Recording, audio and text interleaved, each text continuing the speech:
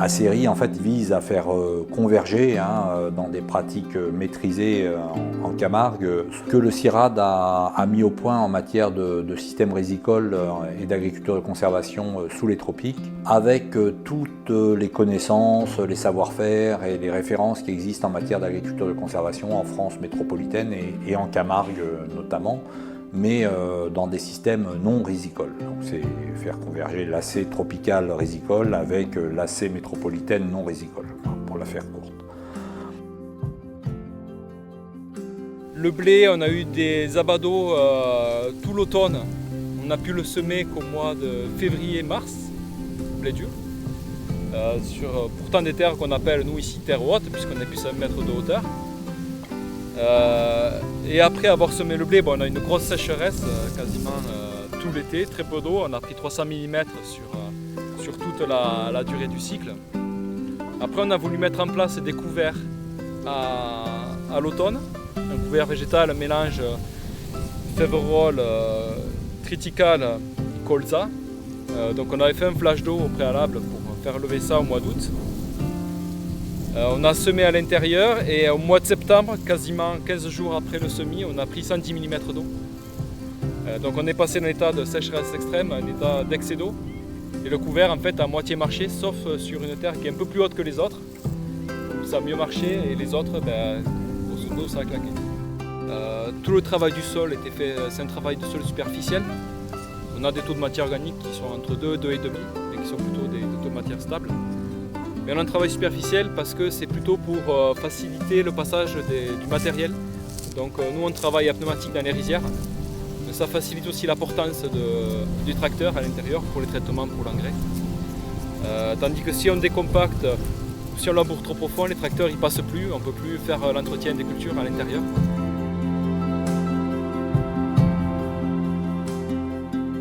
Alors l'AC dans tout ça est perçu comme un moyen, c'est pas une fin en soi, mais c'est un moyen, à notre avis, de construire des systèmes de culture et de production durables en mesure de répondre aux défis assez complexes auxquels est confrontée l'agriculture camarguaise. Et ce qui est clair, c'est que les systèmes conventionnels et même bio, à mon avis, tels qu'ils sont pratiqués aujourd'hui, ne seront plus praticables dans le futur. Il y a plusieurs raisons à cela. Bien sûr, le changement climatique a de multiples répercussions sur les conditions de pratique de l'agriculture en Camargue. La Méditerranée est un hotspot du changement climatique sur la planète. Les températures remontent plus, etc. Et donc la Camargue, en tant qu'écosystème deltaïque, est frappée, est assez durement frappée par le changement climatique, qui joue sur plusieurs niveaux. D'abord le climat lui-même, avec des périodes de sécheresse qui deviennent de plus en plus marquées, des événements pluviométriques qui peuvent être extrêmement violents. Le changement climatique impacte aussi le cours du Rhône. Et ce qu'on observe et ce que nous disent les modèles, c'est que les étiages d'été vont être de plus en plus marqués. Les écoulements d'eau en été vont être de plus en plus faibles et parfois même au printemps, comme on l'a vu ces 2 dernières années. Donc ça pose problème parce que l'eau d'irrigation est pompée au fond du Rhône et qu'en été on se retrouve sur les zones de pompage les plus basses dans le cours du Rhône à pomper des eaux impropres à l'irrigation des cultures et on doit arrêter l'irrigation, ce qui pose bien sûr des problèmes. Et puis il y a un autre problème qui se pose lié au changement climatique, qui est bien sûr en lien avec celui-là, la remontée progressive du niveau de la mer. Alors ça peut paraître quasi insensible, mais c'est quand même 4 mm par an aujourd'hui. Et puis il y a des problématiques qui sont aussi liées à une pression réglementaire qui est très forte, qui réduit le champ des possibles en matière d'usage de produits phytosanitaires. disponibles, hein, et notamment des herbicides. Hein. Donc là, c'est clair que la pression réglementaire fait que ces monocultures de riz là, qui sont parfois continues depuis plus de 40, voire parfois 50 ans, ne vont plus pouvoir se reproduire très, très certainement, quoi. Et donc ça pose la question de comment on cultive dans ces milieux-là. Et que dès qu'on a un accident, une grosse pluie, etc., ces parcelles-là sont incapables d'évacuer, il n'y a pas de drainage. Il n'y a pas de drainage général parce qu'on est très bas dans la toposéquence et donc l'eau ne peut pas s'écouler ailleurs puisqu'on est dans les zones les plus basses de Camargue. Et puis il n'y a pas de drainage interne parce que ces sols sont tellement compactés que l'eau ne s'infiltre absolument pas, quoi. Donc on est dans cette espèce d'impasse, quoi. Donc la question qu'on se pose, c'est comment on sort de ça, quoi. En fait, on réfléchit à s'adapter à deux schémas finalement. D'une part, c'est la fin de la monoculture riz. Donc les impasses techniques nous obligent en fait à reconsidérer nos itinéraires techniques, à intégrer beaucoup plus de cultures sèches et donc du coup à repenser finalement la vie du sol et la fertilité du sol. Voilà.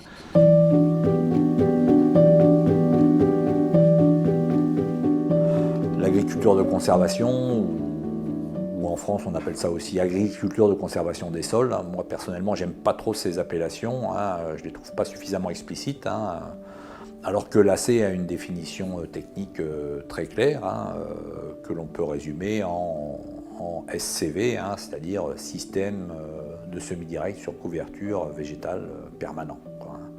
SCV, c'est le terme que l'on utilisait quand notre équipe, avec Lucien Segui à sa tête, a commencé à travailler sur le sujet au milieu des années 80. Donc ça, c'est la conjonction de trois principes techniques, hein, et en fait, voilà, qu'on met qui permettent une mise en opération de l'agriculture de conservation, hein. C'est la fin de toute forme de travail du sol, hein, systématisé, hein. Alors on peut avoir des recours en cas d'accident pour résoudre des problèmes, hein, ça arrive toujours, mais il n'y a plus de recours au travail du sol de façon systématique, hein, à quelque fréquence que ce soit. C'est la recherche d'une diversification la plus grande, d'une diversification cultivée la plus grande possible, hein, à l'échelle de la parcelle, hein, via l'organisation des rotations, intercaler des couverts végétaux, hein, eux-mêmes composés dans toute la mesure du possible d'une diversité d'espèces importante. C'est travailler aussi sur des associations de cultures, hein, une culture pouvant prendre le relais de l'autre ou des plantes compagnes, et c'est aussi travailler sur des mixtes de variétés, quoi. Donc une biodiversité cultivée la plus importante possible. Et puis c'est maintenir, troisième principe, une couverture permanente des sols, hein, soit par une mise en culture qui doit tendre dans toute la mesure du possible vers 365 jours de plantes cultivées sur 365 jours, hein, et puis une gestion sans travail du sol, donc où on restitue le maximum de biomasse, hein, résidus de culture ou biomasse des couverts végétaux laissés à la surface des sols. Donc des sols jamais perturbés et couverts en permanence, quoi.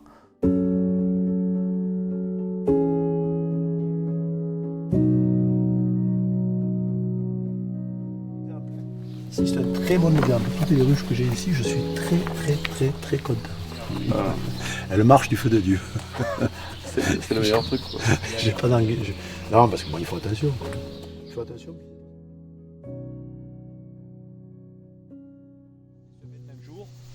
Ici, une parcelle qui a été semée dans un couvert qui avait été dominé par des raies gras. Hein, on est sur une parcelle de sorgho où les sorghos ont beaucoup patiné au démarrage. Et puis de l'autre côté, même date de semis, même variété, même fumure, etc. On a un couvert qui a été un sorgho qui a été semé sur un couvert à forte dominante de légumineuses, qui était un très beau couvert, assez exubérant, qui avait été contrôlé un peu de temps, quelques semaines avant le semis pour conserver de l'humidité, même si après finalement on a retouché de l'eau un peu, et où on voit complètement le comportement des cultures complètement différencié, alors qu'on est sur des historiques parcellaires analogue avec plus de 15 ans de semi-direct derrière. En tout, on doit être à 80 ou 85 maximum d'unités d'ammonitrate. Voilà. D'accord. C'est tout ce qu'on apporte. Nous. On n'apporte plus de PK depuis 25 ans maintenant. Ça c'est 20 ans de semi-direct là 15. On a 4% de matière organique. Vous faites des pâtes mais c'est du couscous qu'il faut C'est faire. du couscous, ouais. Là, c'est 35 ans dans le travail du sol. 35 ans de non-travail du sol. Ok. Arrête un bébé.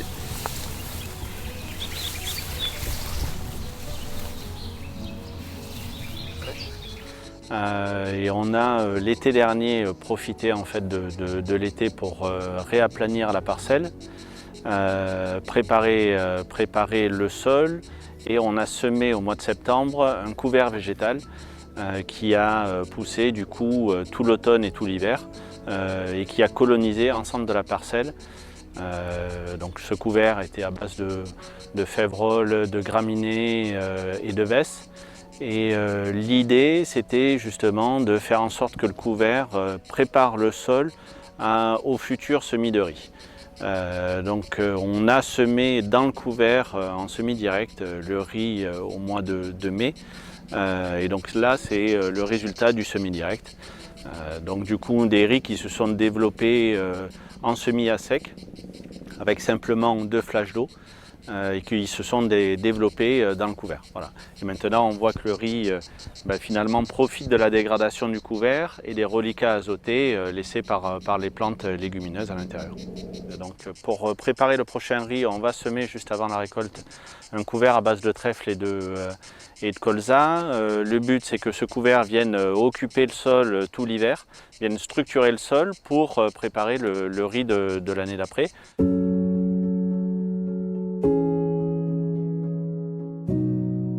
Donc l'AC en fait permet de gérer à l'échelle de la parcelle cultivée par le biologique ces 2 fonctions, de les activer, ces 2 fonctions de gestion de la fertilité et de protection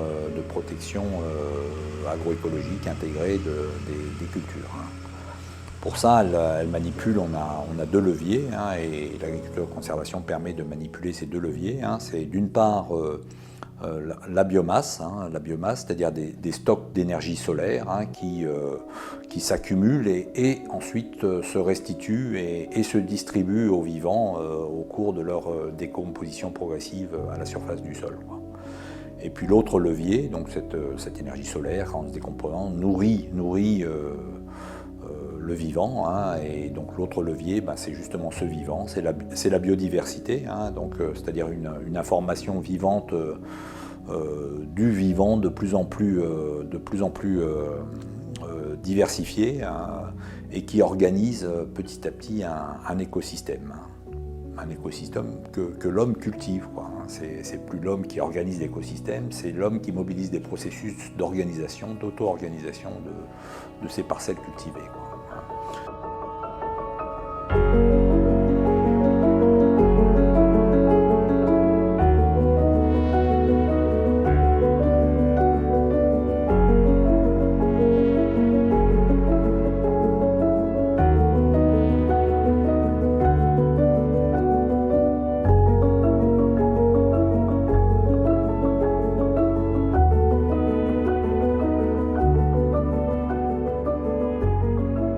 Alors le colza ici, il a un réel intérêt, c'est un réel levier dans la rotation qu'on a décidé de créer avec l'agriculteur, puisqu'il permet de rentrer dans un cycle de culture sèche après le riz, et en limitant les risques liés au travail du sol et aux épisodes cévenols d'automne qu'on pourrait avoir sur un semis de blé classique.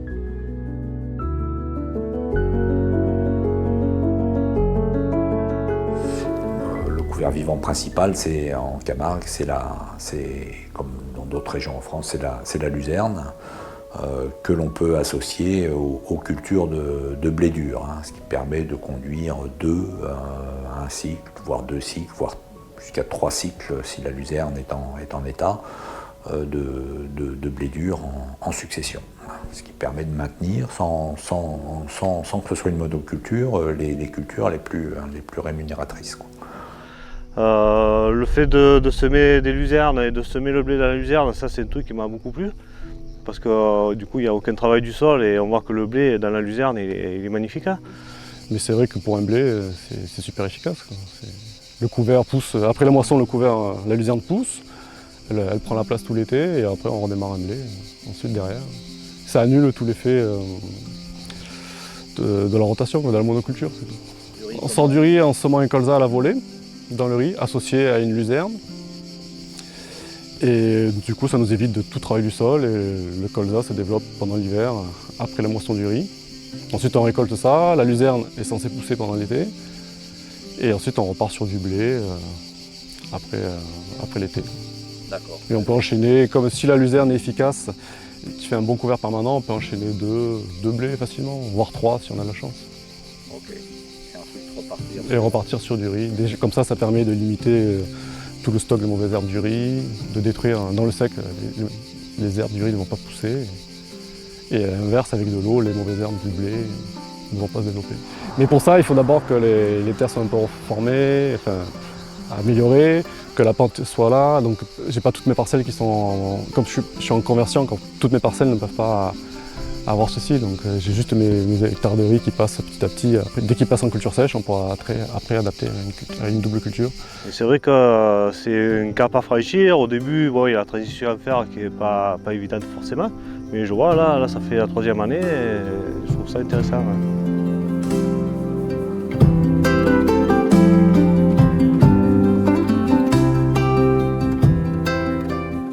L'idée, c'est d'essayer d'appréhender les techniques de semi-direct pour corriger ce qui ne va pas, essayer de comprendre un peu le mécanisme, le fonctionnement, sachant que les années les plus complexes et les plus compliquées, c'est les premières années, les années où on rentre dans la technique. Et petit à petit, on a espoir que la fertilité du sol et la vie du sol puissent prendre le relais finalement du travail qu'on ne réalise plus. Moi, je ne connaissais pas du tout ces techniques de travail. Et je sors de rotation riz sur riz depuis 15 ans. Ici, c'est des terres très hydromorphes, on a du mal à drainer l'eau. Et donc, j'étais jamais arrivé à faire de culture sèche, je faisais que du riz. Et là, le fait de pouvoir passer en agriculture de conservation en mettant des couverts et tout, on voit qu'on peut arriver à passer sur des cultures sèches et pour nous c'est un intérêt pour pouvoir sortir du riz, quoi.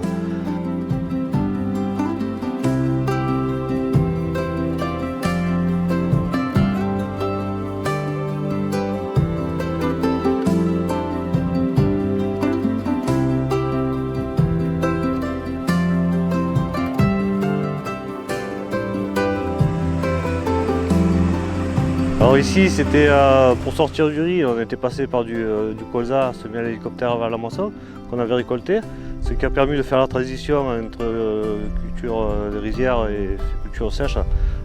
Donc après il y a eu du blé et là on est sur la 2e année de blé et on a essayé de semer du soja après la moisson, donc qui a été semé en direct juste après la moisson et on a arrosé pour faire lever le soja et on voit que là c'est assez joli là, donc peut-être sûrement pouvoir le récolter. Donc ça c'est quelque chose à étudier aussi. Ouais. Après il faut faire attention aux endroits où l'eau reste, il faut vraiment travailler sur l'arrosage.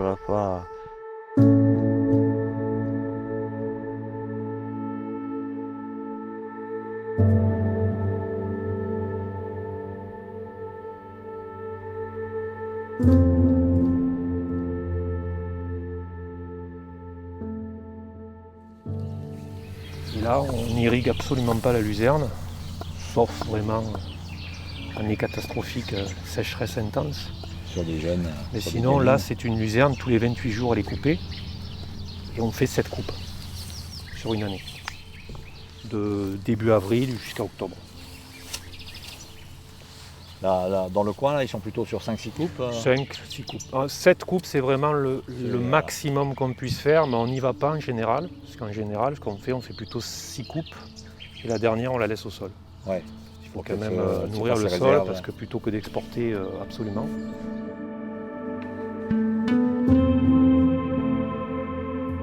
Donc pour le moment on a fait sur cette partie ici qui est conventionnelle parce qu'il y a quand même la problématique de détruire les couverts avant d'implanter la culture. Donc là, en biologique, ça ne s'est pas trop encore au point. Et après, ce qu'on va essayer de faire, c'est de rajouter aussi l'élevage dans la rotation avec les couverts végétaux. Donc pour nous, c'est intéressant parce que ça nous fait toujours des engrais verts, il y a toujours de l'herbe, il y a toujours... donc pour l'élevage aussi, ça pourrait être intéressant. Ouais.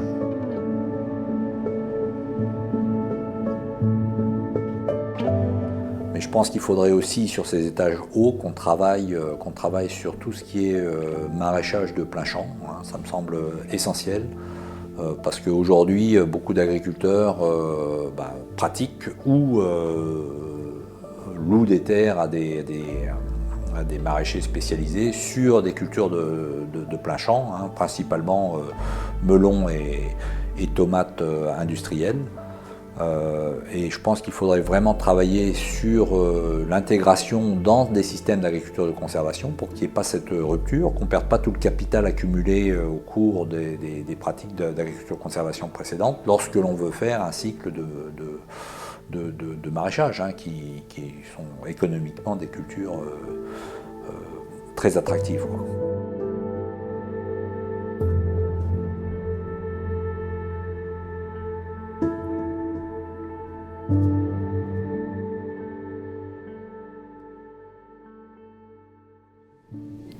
Donc les questions qu'on se pose un petit peu quand même, c'est aussi l'avenir de ces cultures basses, enfin de ces parcelles basses, puisqu'à force de faire de la monoculture de riz, on a des problèmes de désherbage. Et puis là, de plus en plus, notamment cette année, on a aussi des remontées de sel qui sont assez fortes,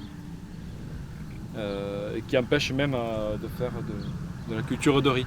Comme on voit un petit peu sur cette parcelle-là, où on a un gradient de sel, on va dire de l'entrée d'eau qui est plutôt faible, et vers le fond, là-bas, où on voit que c'est plus doré, le gradient de sel monte et le riz a du mal à pousser.